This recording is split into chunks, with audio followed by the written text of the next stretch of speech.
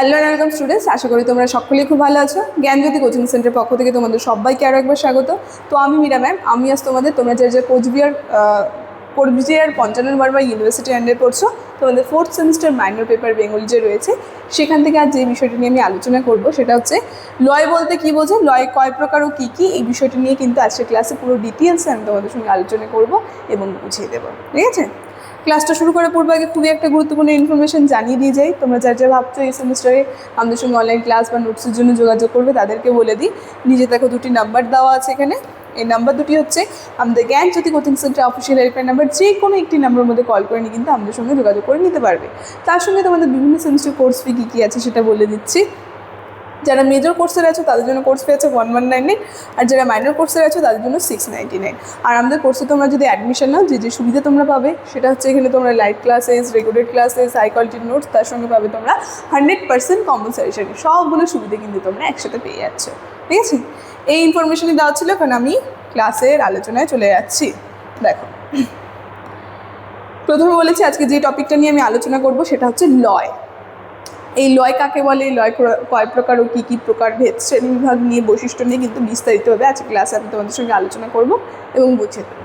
দেখো, প্রথমে বলি এই লয়ের যে সংজ্ঞা আছে সেটাতে চলে যাই। দেখো, তো লয় কাকে বলছে, বলছে যে প্রবাহিত ধ্বনি স্রোতের উচ্চারণ গতির নাম হচ্ছে লয়।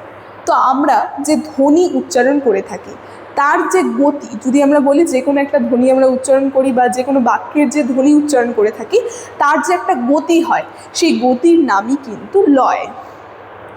বলছে কি, কবিতা পড়ার সময় চরণের শুরু থেকে শেষ পর্যন্ত পাঠে স্বাভাবিক গতি থেকে যে সুর বা চাল অনুভূত হয় তাকে লয় বলে। তো আমরা যখন একটা কবিতা পড়ি আমরা বুঝতে পারবো, কবিতা যখন আমরা পাঠ করি সেই কবিতাটা পড়ে দেখবে কখনো কবির যে কবিতার যে সুরটা সেটা কিন্তু খুব জোরে হয়ে যায়, আবার কখনো খুব আস্তে পড়তে হয় কোনো কবিতা।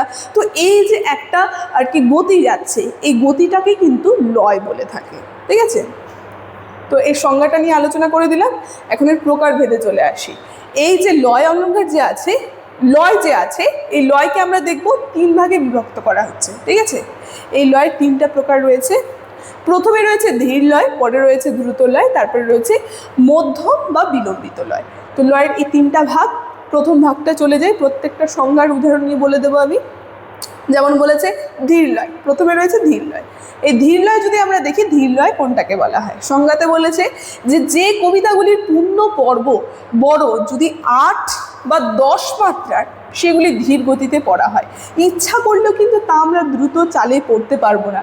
তার মধ্যে মাত্রা কটা থাকবে, 8 থেকে 10 মাত্রা কিন্তু থাকবে এই ধীর লয়ের মধ্যে। মানে সেই কবিতা কিন্তু আমাদের ধীরেই পাঠ করতে হবে, সেটা কিন্তু চাইলেও আমরা জোরে পাঠ করতে পারবো না।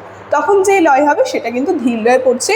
এটি হচ্ছে ধীর লয়, যেটা যেন বড় আলসে গতির হয়ে থাকে। ঠিক আছে, মানে অনেক ধীরে পড়তে হয়।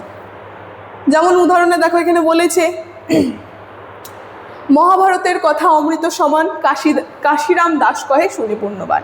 এইটা কিন্তু আমরা চাইলেও খুব জোরে পড়তে পারবো না, এটা কিন্তু আমাদের ধীরেই পড়তে হবে। ঠিক আছে, তারপরে দ্রুত লয়।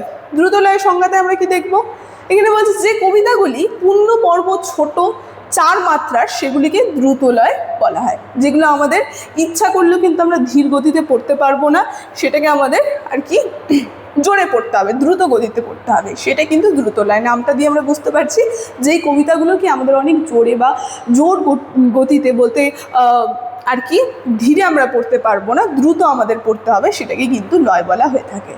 দেখো, যেমন উদাহরণটা দেখলে আমরা বুঝতে পারবো কি বলছে। উদাহরণে দেখো, উদাহরণ এখানে বলছে কে মেরেছে, কে ধরেছে, কে দিয়েছে গাল, তাই তো কুকুর রাগ করেছে, ভাত খায় বিকাল। দেখো, এটা চাইলেও কিন্তু আমরা ধীরে পড়তে পারছি না, এটা কিন্তু আমাদের জোরে পড়তে হচ্ছে। ঠিক আছে, তখন কিন্তু এটা দ্রুত লয়ের মধ্যে চলে যাচ্ছে। এরপরে তৃতীয় ছিল মধ্যম লয় বা বিলম্বিত লয়। এর মধ্যে আমরা দেখব যে কবিতাগুলির পূর্ণ পর্ব বড় নয়, আবার ছোটও নয়। মানে কি, যে কবিতাগুলো আমরা অনেক জোরেও পাঠ করবো না, মানে অনেক বড়ও হবে না, আবার যেগুলো অনেক ছোট হবে না, মানে মিডিলে থাকবে। যার মধ্যে কি বলছে, মাঝামাঝি ধরনের 5, 6, 7 মাত্রা কিন্তু থাকবে। তখন এগুলি মাঝারি চালের হবে, ইচ্ছা করলেও তা ধীর কিংবা দ্রুত গতিতে পড়া যায় না। এইটি হচ্ছে মধ্যম বা বিলম্বিত লয়। এটা যেন আলসেও নয় আবার খুব চটপটেও নয়, ঠিক আছে? মানে এটা খুব জোরেও পড়তে পারবো না আবার খুব ধীরেও পড়তে পারবো না। উদাহরণ দেখো এখানে সুন্দর করে বলে দিয়েছে,